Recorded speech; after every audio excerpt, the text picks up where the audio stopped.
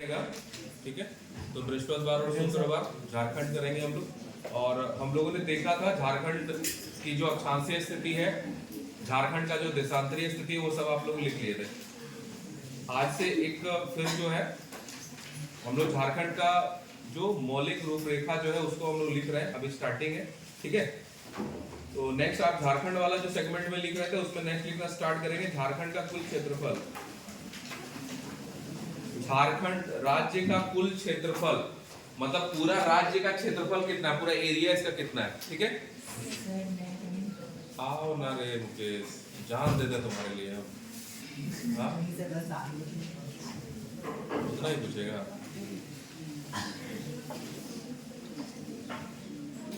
झारखंड राज्य का कुल क्षेत्रफल लिखेंगे 79714 वर्ग किलोमीटर, 79,714 वर्ग किलोमीटर।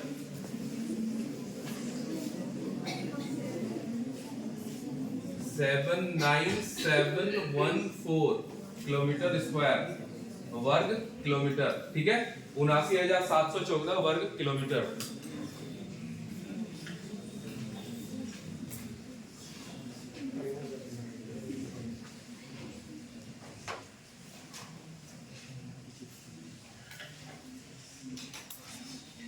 उनासी हजार 714 वर्ग किलोमीटर।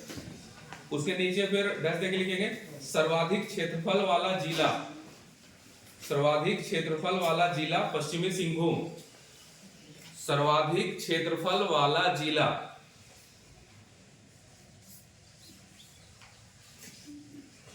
सर्वाधिक क्षेत्रफल वाला जिला। अब देखिए ये मैप आपको झारखंड का दिख रहा है, ठीक है। जिनको जिनको झारखंड का मैप नजर आ रहा होगा, आप इनमें से खुद अंदाजा लगाइए कौन सा जिला आपको सबसे बड़ा दिख रहा है। आगे वाले लोगों को ज्यादा स्पष्ट दिख रहा होगा। कौन सा जिला सबसे बड़ा दिख रहा है? पश्चिमी सिंहभूम। किस साइड में है? दक्षिण भाग में है। और आपको पता है कि झारखंड की दक्षिणी सीमा किस राज्य को स्पर्श करती है? दक्षिण में, झारखंड के दक्षिण में कौन सा राज्य है? उड़ीसा। Very good. तो पश्चिमी सिंहभूम, आपको जितने जिले यहाँ पे दिख रहे हैं, सबसे बड़ा जो जिला दिख रहा है वो पश्चिमी सिंहभूम दिख रहा है। और पश्चिमी सिंहभूम झारखंड के दक्षिणी भाग में है और झारखंड राज्य की दक्षिणी सीमा उड़ीसा राज्य को स्पर्श करती है, ठीक है। तो ये 3 फैक्ट्स हैं, आपको याद रहेंगे। तो इसको पश्चिमी सिंहभूम लिख लीजिए। नेक्स्ट लिखिए न्यूनतम क्षेत्रफल वाला जिला, न्यूनतम क्षेत्रफल वाला जिला, न्यूनतम क्षेत्रफल वाला जिला। अब इसमें से देखिए कि सबसे छोटा क्षेत्रफल कौन सा आपको सबसे छोटा दिख रहा है। बड़ा आपने ढूंढ लिया, आप छोटा ढूंढने का प्रयास करिए, सबसे छोटा ढूंढने का प्रयास करिए। कहीं कहीं ढूंढिए कौन सबसे छोटा लग रहा है। कौन सा? ये कौन सा? पाकुड़? कौन सा? गिरिडीह के पास। गिरिडीह यहाँ है, ये कोडरमा है ना। अब ये कोडरमा देखिए और रामगढ़ देखिए, दोनों में कौन ज्यादा छोटा लग रहा है? कोडरमा और रामगढ़, रामगढ़ ज्यादा छोटा लग रहा है, ठीक है। तो सबसे छोटा जो जिला है वो रामगढ़ है क्षेत्रफल के मामले में, ठीक। अब देखिए, अब अगला डैश देके नीचे लिखेंगे भारत के कुल क्षेत्रफल का हिस्सा, भारत के कुल क्षेत्रफल का हिस्सा, भारत के कुल क्षेत्रफल का हिस्सा, भारत के कुल क्षेत्रफल का हिस्सा 2.42%, 2.42%, 2.42%। तो देखिए हमारा जो पूरा भारत देश है, पूरा इंडिया, तो पूरा इंडिया का जितना क्षेत्रफल है टोटल, उसका 2.42% जो है वो हमारा झारखंड है। क्लियर है? 2.42% भूभाग हमारा झारखंड है, उसके बाद रेस्ट पूरा इंडिया है, ठीक है। नेक्स्ट फिर नीचे डैश देके लिखेंगे राज्य में कुल नगर निगम की संख्या, राज्य में कुल नगर निगम की संख्या राज्य में कुल नगर निगम की संख्या 9। अब इसमें से कुछ नगर निगम जिसके बारे में आप लोग जानते हैं, एक आपका नगर निगम रांची है, बहुत पहले से है। दूसरा हमारा आपका देवघर हमारे बगल में है, ये नगर निगम है। ये प्रमुख नगर निगम है, जमशेदपुर वगैरह आपका धनबाद साइड में है। तो बड़े जो सिटीज होते हैं, बड़ा टाउन होता है और उसकी जनसंख्या तकरीबन 1 करोड़ के आसपास होती है, तो वो नगर निगम कहलाता है। ठीक है, उसके बारे में हम लोग नेक्स्ट आगे देखेंगे। तो ये कुछ बड़े नगर निगम है, जैसे रांची हो गया, देवघर हो गया, इस प्रकार के। तो ऐसे टोटल 9 नगर निगम है। ठीक है, उसके नीचे फिर डैश देके लिखेंगे जिलों की संख्या। जिलों की संख्या 24।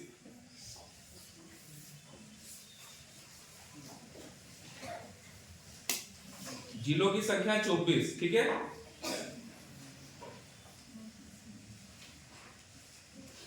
अब 24 जिले हैं, पूरा यहाँ पे 24 जिला है। उसके बाद आपको पता है कि जो है हमारा झारखंड की उत्तरी सीमा किस स्टेट के सीमा को टच करती है, किस राज्य को स्पर्श करती है?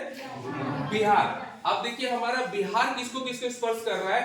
हमारा जो गढ़वा जिला है ये बिहार को टच कर रहा है, पलामू बिहार को टच कर रहा है, चतरा कर रहा है, हजारीबाग कर रहा है, कोडरमा कर रहा है, गिरिडीह कर रहा है, देवघर कर रहा है, दुमका का हमारा सरैयाहाट जो प्रखंड है वो बिहार को टच करता है, गोड्डा पूरी तरीके से उस साइड उसका टच करता है, और साहिबगंज का कुछ हिस्सा वो भी बिहार को टच करता है। तो टोटल जब आप यहां से काउंट करेंगे तो 1 2 3 4 5 6 7 8 9 10, तो उस साइड से देखिए आपके 10 जिले जो है वह किसको टच कर रहे हैं? बिहार को टच कर रहे हैं। इसी प्रकार से इस साइड हमारा पूर्वी साइड में कौन सा राज्य है?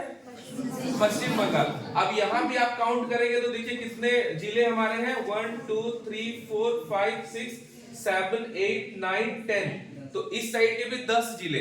तो 10 जिला हमारा जो है बिहार को टच कर रहा है, 10 जिला हमारा पश्चिम बंगाल को टच कर रहा है। उड़ीसा को भी आप काउंट करेंगे तो 1 2 3 4, ये 4 जिले जो है उड़ीसा को टच कर रहे हैं। और आप छत्तीसगढ़ को देखेंगे तो 1 2 3 4, ये 4 जिले छत्तीसगढ़ को टच कर रहे हैं। ठीक है, और यहाँ पे आप जानते हैं कि उत्तर प्रदेश है, तो गढ़वा हमारा ऐसा जिला है जो 3 राज्यों को स्पर्श कर रहा है। उत्तरी सीमा बिहार को स्पर्श कर रहा है, पश्चिमी सीमा छत्तीसगढ़ को स्पर्श कर रहा है, और मिड में थोड़ा सा हिस्सा वो आपका उत्तर प्रदेश को टच कर रहा है। ठीक है, तो गढ़वा एक ऐसा जिला है जो 3 राज्यों को टच कर रहा है। और इसके कारण से क्या हो रहा है? जब 3 राज्यों को स्पर्श करने के कारण से हमारे झारखंड में जो क्राइम रेशियो है, जो अपराध है, वो सबसे अधिक गढ़वा में होता है। और क्यों होता है? लोग यहाँ क्राइम करते हैं, कभी वो बिहार भाग जा रहे हैं, कभी वो छत्तीसगढ़ चले जा रहे हैं, कभी वो उत्तर प्रदेश चले जा रहे हैं। अब पुलिस को रिलेशन करने का प्रयास अगर वो छत्तीसगढ़ के साथ कर रही है, तब तक क्रिमिनल उत्तर प्रदेश घुस गया।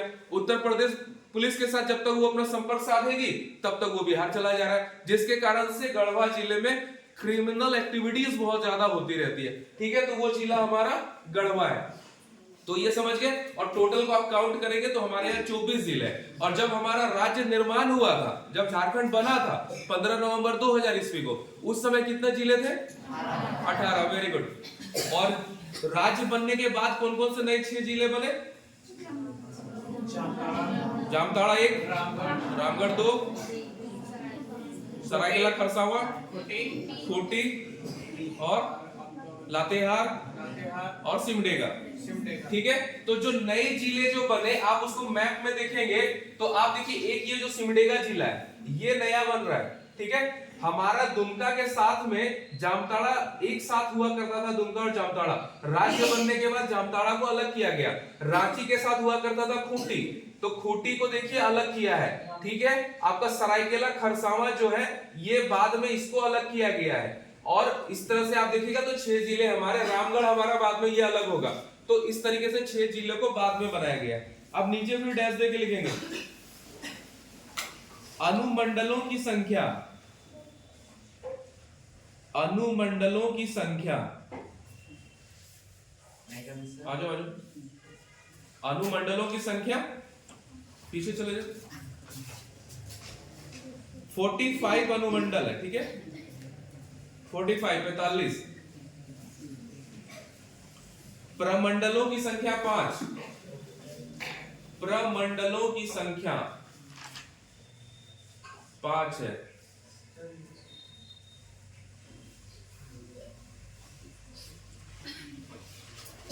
प्रमंडल कौन कौन से हैं? एक हमारा संथाल परगना है, हमारा संथाल परगना जो प्रमंडल है ये वाला देवघर है, जामताड़ा, दुमका, गोड्डा, पाकुड़, साहिबगंज, ये है आपका संथाल परगना प्रमंडल। इस साइड में आप गिरिडीह देखेंगे, कोडरमा है, हजारीबाग है, चतरा है, ये आपका चला जाएगा उत्तरी छोटा नागपुर। ठीक है, ये उत्तरी छोटा नागपुर का पार्ट आपका ये हो गया। इधर हो गया आपका दक्षिणी छोटा नागपुर, सिमडेगा, पश्चिमी सिंहभूम, सरायकेला खरसावां, ये वाला जो है पश्चिमी सिंहभूम, सरायकेला खरसावां और पूर्वी सिंहभूम, ये आपका कोल्हान है। ठीक है, और उसी प्रकार से आप देखिएगा आपका पलामू का रीजन उधर है, जिसको हम लोग डाल्टनगंज बोलते हैं। उत्तरी छोटा नागपुर, दक्षिणी छोटा नागपुर, संथाल परगना, कोल्हान, और एक आपका एक तो दक्षिणी छोटा नागपुर जिसका हो गया रांची। आपका उत्तरी छोटा नागपुर दो पार्ट में हो गया, दक्षिणी और उत्तरी, एक हो गया कोल्हान। एक आपका और कौन सा प्रमंडल है? पलामू आपके इस रीजन में हो गया, 1 2 3 4। एक और कौन सा छूट रहा है? 5 है ना, और कोल्हान। ठीक है, 5, बस यही 5 है।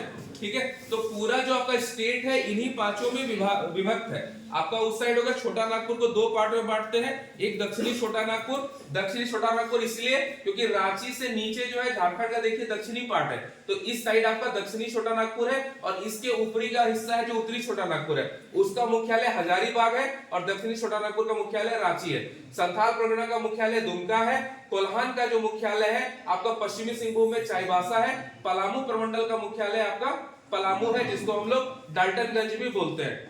क्लियर है? चलिए इसके आगे लिखेंगे प्रखंडों की संख्या। प्रखंडों की संख्या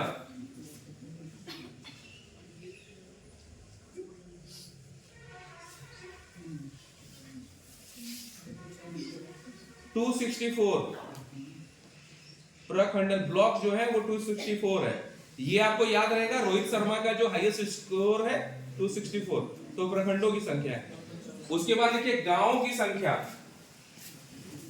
गांवों की संख्या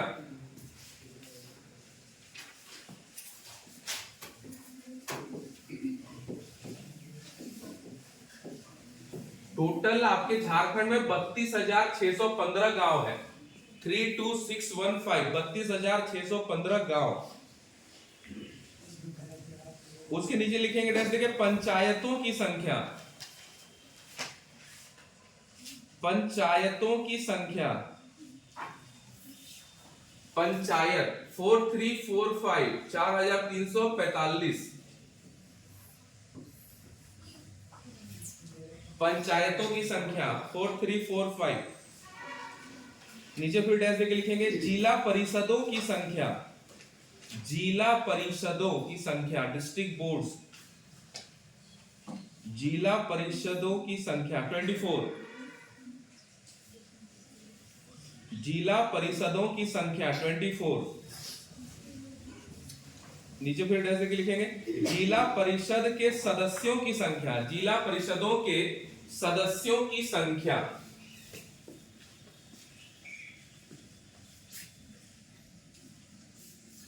जिला परिषदों के सदस्यों की संख्या। अब देखिए जैसे पूरा झारखंड है तो पूरा झारखंड को 81 भागों में विभक्त किया गया है, और जहां से 81 मेंबर्स चुन के आते हैं जो विधानसभा में हमारे लिए कानून बनाते हैं। ठीक है, तो उसी प्रकार से 24 जिलों में एक एक जिले में एक जिला परिषद एक बोर्ड का गठन किया गया है, और जो ग्रामीण एरिया के डेवलपमेंट के लिए निर्णय लेते हैं, डेवलपमेंट के लिए काम करते हैं। तो एक एक जिला में एक एक होता है, और जो जिला परिषद जो होता है, जो डिस्ट्रिक्ट बोर्ड होता है, तो उस डिस्ट्रिक्ट बोर्ड में हर प्रखंड से 2-3 मेंबर चुने जाते हैं। एक जैसे आपका दुमका जिला देखिएगा तो दुमका जिला में लगभग हर प्रखंड, जैसे 10 ब्लॉक हमारे यहाँ है, हर ब्लॉक में 2 से 3 जिला परिषद सदस्य चुने जाते होंगे, और पूरे दुमका जिला में तकरीबन 25 से 30 जिला परिषद के सदस्य चुने जाते होंगे, और उनमें से एक व्यक्ति चेयरमैन बनता होगा। जैसे आपका जो दुमका जिला का डिस्ट्रिक्ट बोर्ड है, जिला परिषद है, उसके चेयरमैन कौन है? अभी चेयरमैन कौन है दुमका जिला परिषद के? दुमका जिला परिषद के जो चेयरमैन है आप उसको लिख लीजिए, दुमका जिला परिषद के अध्यक्ष, दुमका जिला परिषद की अध्यक्ष, दुमका जिला परिषद की अध्यक्ष श्रीमती जोयस बेसरा,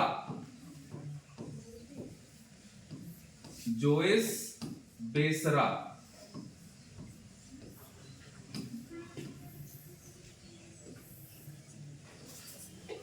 श्रीमती जोयस बेसरा। अब देखिए जिला परिषद जो बनता है, तो जिला परिषद एक डिस्ट्रिक्ट बोर्ड होता है, एक यूनिट होता है, और उस यूनिट की चेयरमैन जोयस बेसरा मैडम है। और इनका क्या है कि जितने जिला परिषद सदस्य पूरे दुमका जिला से चुन के आए उनकी ये चेयरमैन है। तो चेयरमैन इनकी है, तो इनका कोई सेक्रेटरी होगा, तो इनके जो सेक्रेटरी, जो इनके सचिव होते हैं वो डीडीसी होते हैं। तो सोचिए कि कितना, जिसका सेक्रेटरी डीडीसी हो, डीडीसी बहुत बड़ा पदाधिकारी होता है। और जब आप वीडियो बनेंगे, आप डिप्टी कलेक्टर बनेंगे, आप प्रमोशन आपका होगा, तो प्रमोशन होने के बाद आपको डीडीसी का पद मिलेगा। और जो आईएएस, डायरेक्ट आईएएस रिक्रूट होके आते हैं, तो पहले वो एसडीएम बनते हैं, सेकेंड टाइम में उनको डीडीसी मिलता है। और जो डिप्टी कलेक्टर बनता है, डिप्टी कलेक्टर तकरीबन 15 साल 18 साल नौकरी करने के बाद प्रमोट होके वो डीडीसी के पोस्ट तक पहुंचता है। तो सोचिए कि डीडीसी कितना बड़ा पद है, और डीडीसी इतना बड़ा पोस्ट है, इतना बड़ा पद है, इतना गरिमामयी पद है, इतना पावरफुल पोस्ट है। और उसकी जो चेयरमैन होती है वो जिला परिषद की चेयरमैन जोयस बेसरा मैडम है। तो सोचिए कि कितना पावरफुल पोस्ट होता होगा।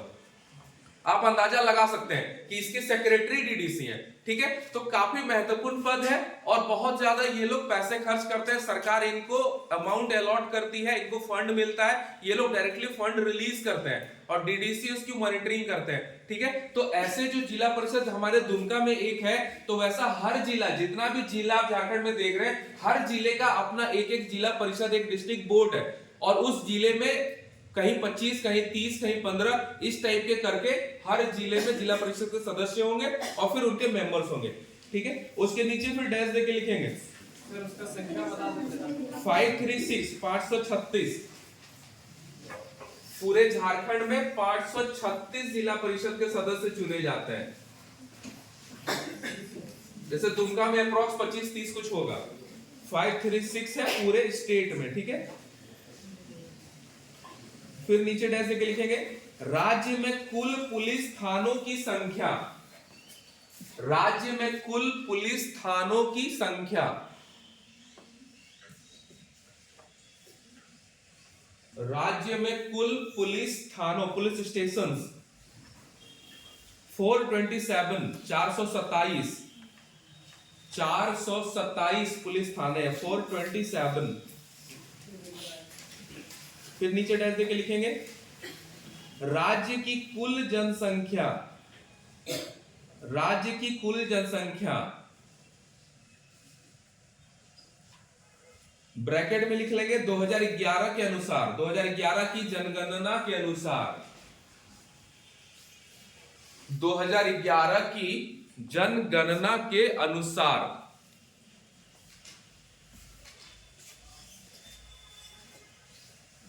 दो 2011, क्योंकि 2011 के बाद जनगणना हुआ नहीं है, ठीक है। 21 में उसको होना था, कोविड के कारण नहीं हो पाया, और अब अभी तक आपका हुआ नहीं है, नेक्स्ट ईयर तक संभावित है जनगणना। तो ये जो जनगणना के आंकड़े हैं वो 2011 के जनगणना के अनुसार है, ठीक है। तो लिख लेंगे, राज्य की कुल जनसंख्या 3,29,329 3,29,88,134 329,88,134 3,29,00,000। अगर आप इस प्रकार से भी लिख सकते हैं, 3,29,88,134, या फिर डिजिट में 329,88,134, 3,29,88,134, ठीक है। 329,88,134 ये आपकी जनसंख्या, और अभी तकरीबन 3.5 करोड़ हो गई होगी, अभी जनगणना हुआ नहीं है। उसके नीचे लिखेंगे पुरुष जनसंख्या, पुरुष जनसंख्या, पुरुष जनसंख्या 1,69,1,69 30, 315, 1,69,30, मतलब 1,69,30,315। ठीक है, उसके नीचे फिर लिखेंगे महिला जनसंख्या। महिला जनसंख्या जैसे कि लिखेंगे 1,60, 57, 819, 1,60,57,819, 1,60, 57, 819। ठीक है, तो टोटल जनसंख्या 2011 की जनगणना के अनुसार कितना है? 34। ठीक है, अब इसके नीचे लिखेंगे भारत की कुल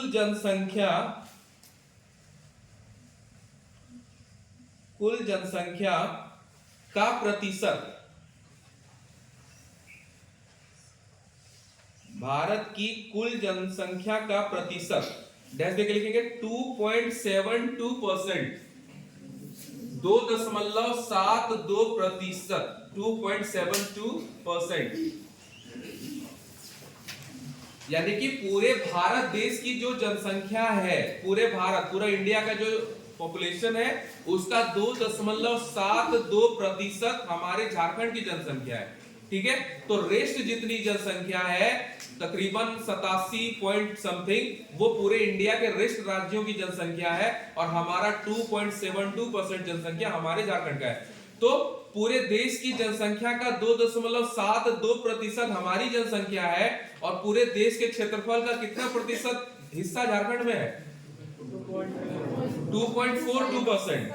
ठीक है, तो पूरे भारत का 2.42% क्षेत्रफल झारखंड का है और पूरे देश की जनसंख्या का 2.72% झारखंड का जनसंख्या है। ठीक है, उसके नीचे फिर डैश देके लिखेंगे जनसंख्या की दृष्टि से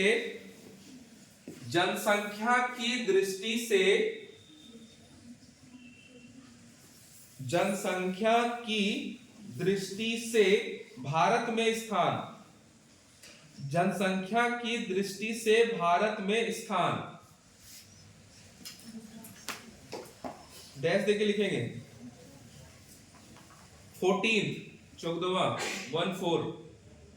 जनसंख्या की दृष्टि से भारत में स्थान 14। परीक्षा में प्रश्न पूछा जाता है कि जनसंख्या की दृष्टि से झारखंड का भारत में कितना स्थान है। ठीक है, तो 14। उसके नीचे फिर डैश के लिखेंगे क्षेत्रफल की दृष्टि से भारत में स्थान। क्षेत्रफल की दृष्टि से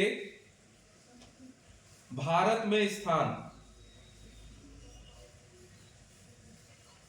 क्षेत्रफल की दृष्टि से भारत में स्थान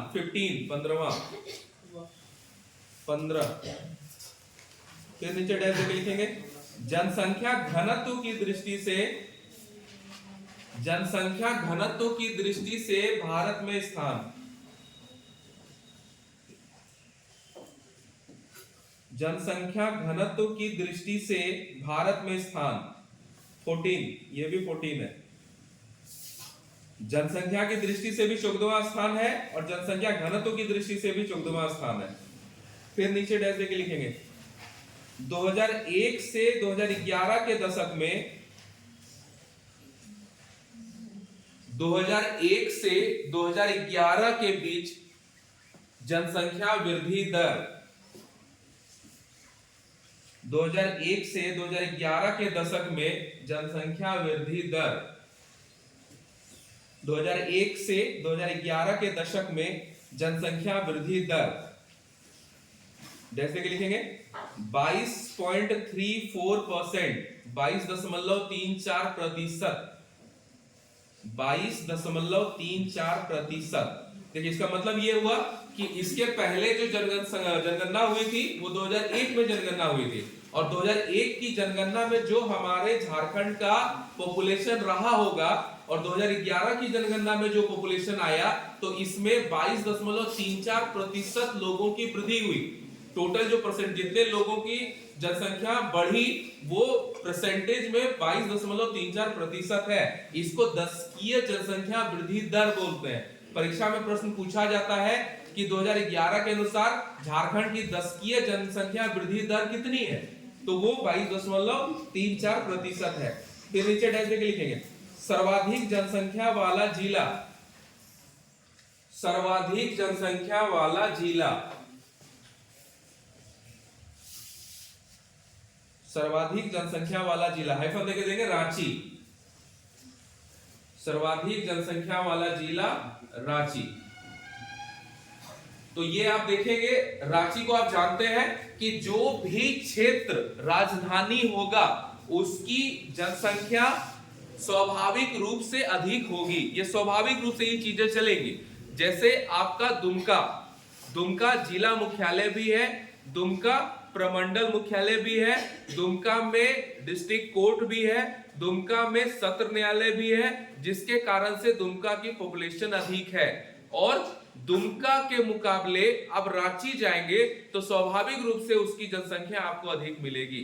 ठीक है, तो जो भी राजधानी होता है उसकी जनसंख्या स्वाभाविक रूप से बढ़ती है और रांची की जो जनसंख्या होगी उसके मुकाबले दिल्ली की जनसंख्या बिल्कुल अधिक होगी या कम होगी? अधिक होगी। ये स्वाभाविक रूप से ये चीजें होती है। ठीक है, उसके बाद नीचे फिर लिखेंगे न्यूनतम जनसंख्या वाला जिला, न्यूनतम जनसंख्या वाला जिला हाइफन देके देखेंगे लोहरदगा, न्यूनतम जनसंख्या वाला जिला लोहरदगा। देखिए ये लोहरदगा आप देख रहे हैं रांची के बगल में है और रांची के बगल में रामगढ़ है।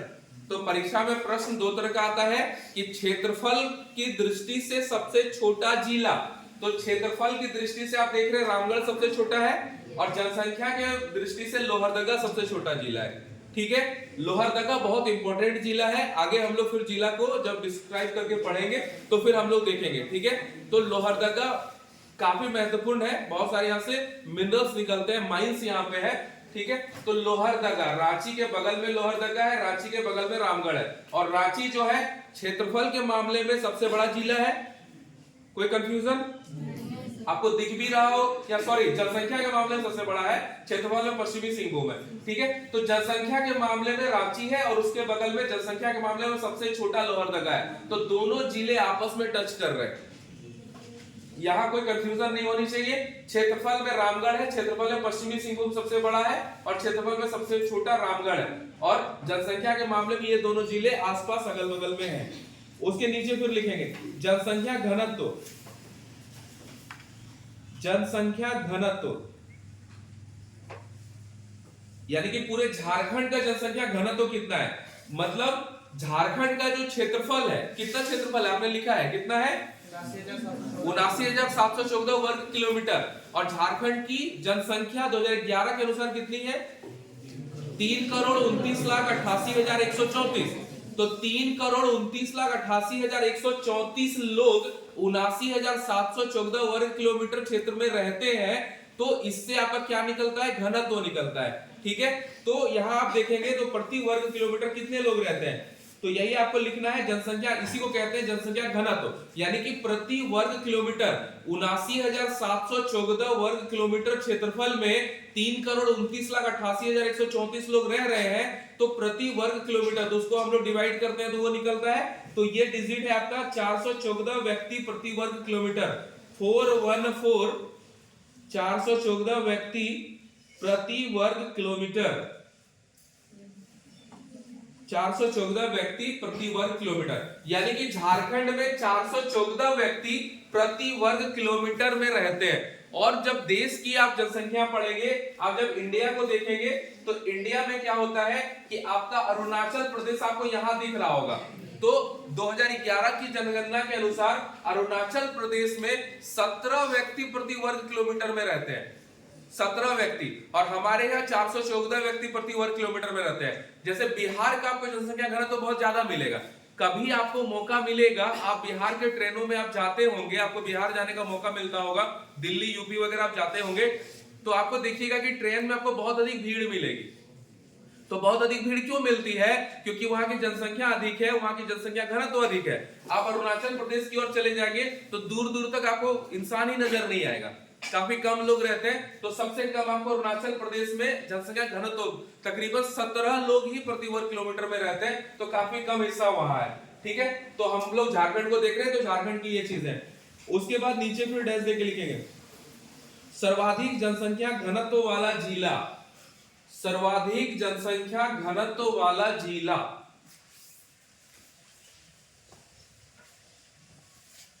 सर्वाधिक जनसंख्या घनत्व वाला जिला,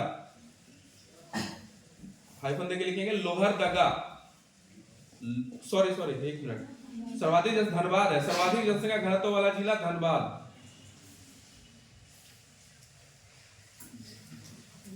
सर्वाधिक जनसंख्या घनत्व वाला जिला धनबाद। अब देखिए धनबाद, आप देखेंगे ये है धनबाद, और धनबाद किस राज्य की सीमा को स्पर्श करता है? पश्चिम बंगाल को। और धनबाद को क्या कहा जाता है? कोयला राजधानी। धनबाद से सबसे अधिक कोयला का उत्खनन होता है, और कोयला बहुत ज्यादा उत्खनन होने के कारण से वहां के खदानों में बहुत अधिक मजदूर काम करते हैं। और आपको पता है कि कोयला का जो व्यापार है, वैध व्यापार, अवैध व्यापार, ये बहुत हाई लेवल पे चलता है, और जिसके कारण से वैध व्यापार भी यहाँ है। और धनबाद में जो कोयला की खदानें हैं, कौन सी कंपनी वहां कोयला उत्खनन का काम करती है? धनबाद में कौन सी कोयला कंपनी काम करती है? देखिए धनबाद में कोयला कंपनी काम करती है जिसको कहते हैं बीसीसीएल। बीसीसीएल ये कुछ कोयला कंपनियां हैं धनबाद में, झारखंड के धनबाद में बीसीसीएल काम करती है। और हमारा जो चित्रा है वहां पे ईसीएल काम करती है, ईस्टर्न कोलफील्ड लिमिटेड। ललमटिया आपका गोड्डा में है, जो गोड्डा के आप लोग स्टूडेंट होंगे उनको पता होगा, तो वहां भी ईसीएल काम करती है। ठीक है, तो ये कुछ कोल कंपनियां हैं जो झारखंड में काम करती है, और सबसे इनका जो हेड होता है वो होता है कोल इंडिया। ठीक है, तो कोल इंडिया जो है इनके अंडर में सब लोग काम कर रहे हैं। तो बीसीसीएल जो है भारत कोकिंग कोल लिमिटेड, ये धनबाद में काम कर रहा है। देवघर के चित्रा में ईसीएल ईस्टर्न कोलफील्ड लिमिटेड काम कर रहा है, और गोड्डा के ललमटिया में भी ईस्टर्न कोलफील्ड लिमिटेड काम कर रहा है। ये लोग प्रमुख कंपनियां हैं जो भारत सरकार की महारत्न कंपनी भी है। ठीक है, तो ये लोग बड़ी बड़ी कंपनी है, सार्वजनिक क्षेत्र के उपक्रम है, और ये लोग कोयला उत्खनन का काम करते हैं। तो बीसीसीएल बहुत बड़ी कंपनी है, और धनबाद में बहुत अधिक कोयला उत्खनन किया जाता है, जिसके कारण से इनको बहुत अधिक मजदूरों की आवश्यकता पड़ती है, बहुत अधिक श्रम की आवश्यकता पड़ती है। तो बहुत सारे लोग वहां काम करते हैं, बहुत सारे लोग नियोजित रहते हैं, और ऊपर से जो बस्ती वहां पर है तो उतने सारे लोग हैं। कोयला के क्षेत्र में काम करने के लिए, वैध काम करने के लिए बहुत सारे लोग हैं, और इलीगल काम करने के लिए भी बहुत सारे लोग वहां रहते हैं। आपने हाल ही में एक इंटरव्यू देखा होगा कि बीसीसीएल के जो जीएम है उनका कहना है कि हम लोग जो कोयला निकालते हैं, हमारा कोयला नहीं बिकता है, और हमारा ही कोयला चोरी करके लोग लेके बेच रहे हैं, तो उनका बिक रहा है। तो बहुत गंभीर मसला है। तो ये धनबाद से आया है, तो आपका बीसीसीएल। ठीक है, तो इसके कारण से धनबाद की जो जनसंख्या घनत्व है वो बहुत अधिक हो गई है। उसके बाद फिर नीचे लिखेंगे न्यूनतम जनसंख्या घनत्व वाला जिला, न्यूनतम जनसंख्या घनत्व वाला जिला।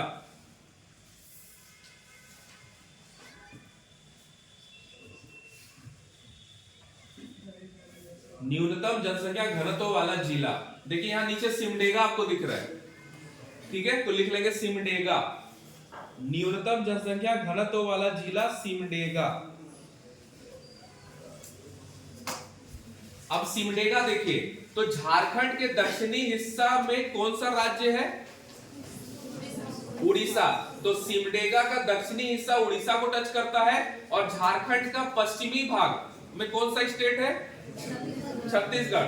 तो सिमडेगा दो राज्यों की सीमाओं को टच करता है, एक तो ये उड़ीसा को टच करता है, दूसरा ये छत्तीसगढ़ को टच करता है। और आप जानते हैं कि उड़ीसा और छत्तीसगढ़ दोनों में ही जंगलों की बहुलता है, बहुत अधिक जंगल है। तो दोनों ही हिस्सा में जंगल बहुत अधिक है, जिसके कारण से ये जो हिस्सा है आपका पश्चिमी सिंहभूम का हिस्सा, सिमडेगा का हिस्सा, और इधर छत्तीसगढ़ को टच करता है, इधर उड़ीसा को टच करता है, जिसके कारण से क्या होता है कि यहाँ पे नक्सल गतिविधि बहुत अधिक होती थी, बहुत तेजी से ये चीजें चलती थी। जैसे आप देखेंगे, अगर आपको दिख रहा होगा, देखिए ये झारखंड है, झारखंड के नीचे देखिए उड़ीसा आपको दिख रहा है, इधर छत्तीसगढ़ दिख रहा है, और ये वाला जो झारखंड का हिस्सा ऐसे करके घुमा हुआ है, यही हमारा सिमडेगा है। तो सिमडेगा छत्तीसगढ़ को भी टच करता है, सिमडेगा उड़ीसा को भी टच करता है, और ये हिस्सा जंगलों से भरा हुआ है, और इतना अधिक जंगल है, और यही जंगल जो यहाँ से स्टार्ट होता है तो छत्तीसगढ़ उड़ीसा होते हुए तेलंगाना आंध्र प्रदेश तक चला जाता है, जो कि पूरे एशिया का दूसरा सबसे बड़ा जंगल है। क्या नाम है, कौन सा जंगल है? इसको बोलते हैं सारंडा। सारंडा का जंगल है, सबसे बड़ा सतपुड़ा का जंगल है, और दूसरा ये सारंडा का जंगल है, जो पूरे एशिया महादेश का दूसरा सबसे बड़ा जंगल है। और ये हमारा यहाँ से स्टार्ट होता है झारखंड के, जो हमारे नीचे आपका सिमडेगा और पश्चिमी सिंहभूम का इलाका है, वहां से वो जंगल शुरू होगा, और छत्तीसगढ़ उड़ीसा के क्षेत्र से होता हुआ तेलंगाना को क्रॉस करता हुआ ये आंध्र प्रदेश के इलाके तक चला जाता है, और जिसके कारण से ये रेड कॉरिडोर के रूप में जाना जाता था। अभी तो माओवादी गतिविधियों को समाप्त करा जा रहा है, और लगातार माओवादी सरेंडर कर रहे हैं, तो गतिविधि घट रही है, लेकिन कुछ वर्ष पहले तक ये रेड कॉरिडोर के रूप में जाना जाता था, और ये लोग यहां से वहां तक बहुत ज्यादा मूवमेंट करते रहते थे। ठीक है, तो यही आपका सिमडेगा है, जो एक और छत्तीसगढ़ को टच करता है और एक और वो उड़ीसा को टच करता है, जंगलों से घिरा हुआ हिस्सा है, तो काफी प्रभावित रहता है। ठीक है, उसके बाद फिर नीचे लिखेंगे झारखंड का लिंगानुपात। झारखंड का लिंगानुपात, लिंगानुपात मतलब होता है लड़के लड़कियों की संख्या। झारखंड का लिंगानुपात जैसे कि लिखेंगे 949 महिलाएं, 949 महिलाएं प्रति 1000 पुरुषों पर, 949 महिलाएं मतलब हर 1000 मेल पर 949 फीमेल है। ठीक है, 949 महिलाएं प्रति 1000 पुरुषों पर, 949 बटा 1000, हर 1000 मेल पर्सन में 949 फीमेल पर्सन है। ठीक है, अब ये रेशियो जिस प्रकार से घट रहा है, ये रेशियो जिस तरीके से घटेगा, तो एक समय आएगा जब शादी के लिए, विवाह के लिए लड़कियां नहीं मिलेंगी। जैसे आप लोगों ने सुना हो, लड़की हंस रही है, अरे बहुत अच्छा दिन आने वाला है तुम लोग का। तो अभी आप देखेंगे उत्तर प्रदेश के इलाके में क्या होता है, तो उत्तर प्रदेश के बारे में यदि आप लोगों ने ग्रामीण क्षेत्रों में सुना होगा, तो कुछ लोग वहां से आते हैं और लड़कियों को शादी विवाह करके ले जाते हैं, और ऊपर से घर वालों को पैसे भी देते हैं। ऐसा आप लोगों ने कभी सुना होगा या कभी देखा होगा, यदि आपके नजर में कभी ये चीजें आई हो। तो ऐसा क्यों होता है? क्योंकि उस इलाके में उनके पास महिलाओं की संख्या बहुत कम है। जैसे हरियाणा में लगातार लड़कियों की संख्या गिर रही थी, तो सरकार ने वहां बेटी बचाओ अभियान स्टार्ट किया था, बेटी बचाओ बेटी पढ़ाओ अभियान। तो वो अभियान इसलिए किया गया था क्योंकि जिस तेजी से लड़कियां घट रही थी, हर व्यक्ति इच्छा करता है कि उसके घर में बेटा हो, तो सबके घर में अगर बेटा ही होगा, बेटी नहीं होगी, तो बेटी कहां से लाया जाएगा? फैक्ट्री में तो होना नहीं है। तो उस कंडीशन में काफी समस्या हो सकता था, तो जिसके कारण से हरियाणा में ये चीजें बहुत ज्यादा चल रही थी, और हर लोग भ्रूण हत्या बहुत ज्यादा चल रहा था, जिसके कारण सरकार ने बहुत सारे नियम बनाए, बहुत सारे कड़े कानून बनाए। और आप देखिएगा कि किसी भी हॉस्पिटल में आप जाएंगे जहां अल्ट्रासाउंड यूएसजी होता है, तो वहां देखिएगा बोर्ड में लिखा रहता है कि लिंग परीक्षण करना अपराध है। हमारे यहाँ लिंग परीक्षण नहीं होता है, तो बहुत सारे लोग क्या करते थे, जाते थे, अल्ट्रासाउंड कराते थे, और उसमें देख लेते थे कि अगर लड़की है तो उसको गर्भ में ही मार देते थे, भ्रूण हत्या कर देते थे। इसके कारण से हरियाणा में लड़कियों की संख्या लगातार गिरती जा रही थी। और हरियाणा में क्या था कि वहां के लोग लड़कों को बहुत ज्यादा प्रश्रय देते थे। माना जाता था कि जितना अधिक लड़का घर में होगा, उस परिवार की उतनी समृद्धि होगी। इस चक्कर में लगातार लड़कियों की संख्या गिर रही थी, तो बहुत समस्या उत्पन्न हो गया था। ठीक है, तो वो चीजें आप झारखंड में भी देखेंगे, स्थिति बहुत अच्छी हमारे झारखंड में भी नहीं है। तो ये मानसिकता बदलने की आवश्यकता है, लेकिन मानसिकता नहीं बदल पाती है गांव समाज के लोगों के कारण, और जो भी बहुत सारे ऐसे कारण होते हैं। खैर जो भी हो, तो 949 हमारे यहाँ जनसंख्या का घनत्व है। उसके नीचे फिर लिखेंगे सर्वाधिक लिंगानुपात वाला जिला। सर्वाधिक लिंगानुपात वाला जिला, सर्वाधिक लिंगानुपात वाला जिला।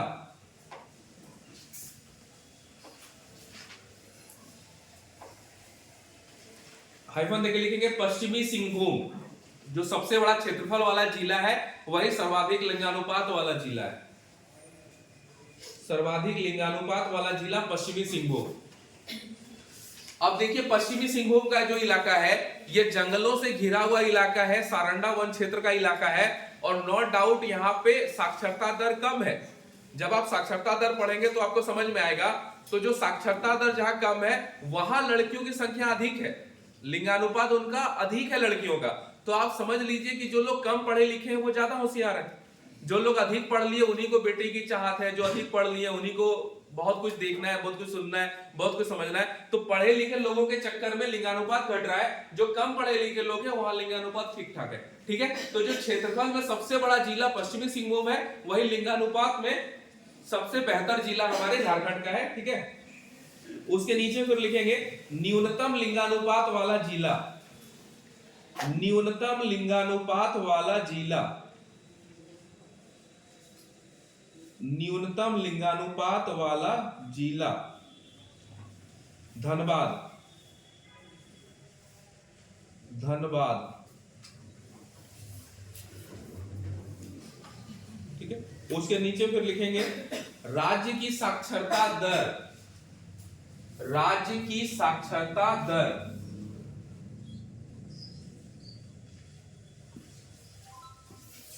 राज्य की साक्षरता दर 66.40%, 66.40%, 66.40%, 66.40%। उसके नीचे फिर ऐसे लिखेंगे राज्य में पुरुष साक्षरता दर, राज्य में पुरुष साक्षरता दर, पुरुष साक्षरता दर 76.80%, 76.80%, 76.80%। उसके नीचे लिखेंगे राज्य में महिला साक्षरता दर, राज्य में महिला साक्षरता दर, राज्य में महिला साक्षरता दर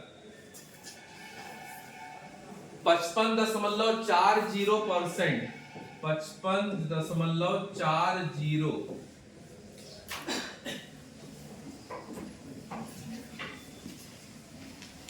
55.40%। देखिए कितना डिफरेंस आपको दिख रहा है।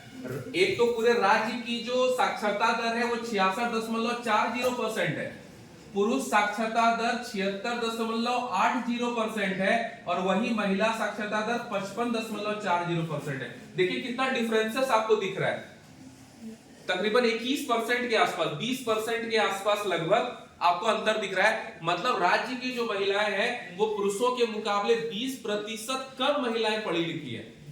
ये बहुत बड़ा दुर्भाग्य है, क्योंकि आपको पता होगा कि किसी भी कम्युनिटी का जो डेवलपमेंट होता है वो महिलाओं पे जो है बेस्ड होता है। महिलाएं कितना विकसित रूप से सोच रही है वो फैमिली उतना विकसित तरीके से सोच सकेगा। आप में से जितने बच्चे यहाँ बैठे हुए हैं, जितने भी आप लोग यहाँ बैठे हुए हैं, मेरा अपना दावा है कि आप में से कम 99% आप बच्चे ऐसे होंगे जिनकी मां ने आपको पढ़ाने का प्रयास किया होगा। 99%, 1% हो सकते हैं कि पापा भैया और कोई और किए हो, लेकिन 99% चांसेस है कि आपकी मम्मी आपको पढ़ाने के लिए प्रेरित की है, मम्मी आपके लिए प्रयास की है।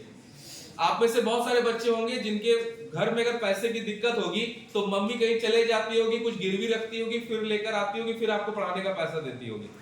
आप में से बहुत सारे बच्चे ऐसे रहे, मेरे साथ खुद हुआ है। जब हम खुद एडमिशन लेने के लिए अपने कॉलेज में गए थे तो मेरी माँ गिरवी रखने के लिए गई थी।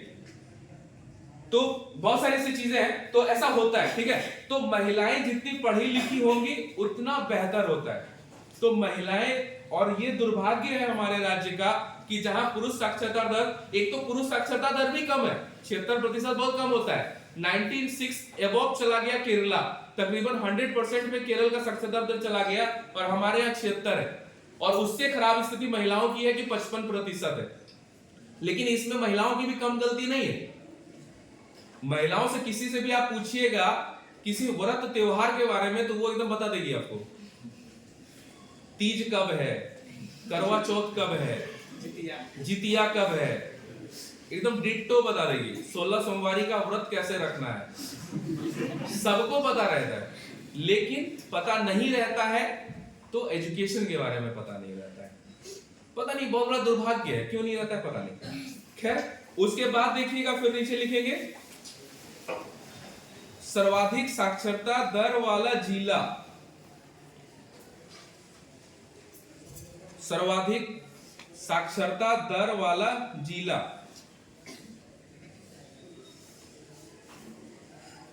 सर्वाधिक साक्षरता दर वाला जिला, हाइफन देके लिखेंगे रांची। रांची सर्वाधिक साक्षरता दर वाला जिला है रांची, जो हमारी राजधानी है। ब्रैकेट में इसका साक्षरता दर लिख लेंगे 76.06%, 76.06%, 76.06%। उसके नीचे फिर लिख लेंगे न्यूनतम साक्षरता दर वाला जिला, न्यूनतम साक्षरता दर वाला जिला, हाइफन देके लिखेंगे पाकुड़। ब्रैकेट में इसका दर लिख लेंगे 48.82%, 48.82%, 48.82%। तो पाकुड़ आप देख रहे हैं हमारे संथाल परगना का भाग है पाकुड़। तो यहाँ की साक्षरता दर बहुत कम है, तो जो पाकुड़ के रहने वाले होंगे उनको पता है। यहाँ माइनिंग बहुत ज्यादा होती है। आप इस चीज को गौर करिएगा कि जहां भी आपके जमीन, इसको थोड़ा बंद कर दो, बंद कर दो, विवादित हो जाएगा। पूरी तरह से हाँ, बंद कर दो।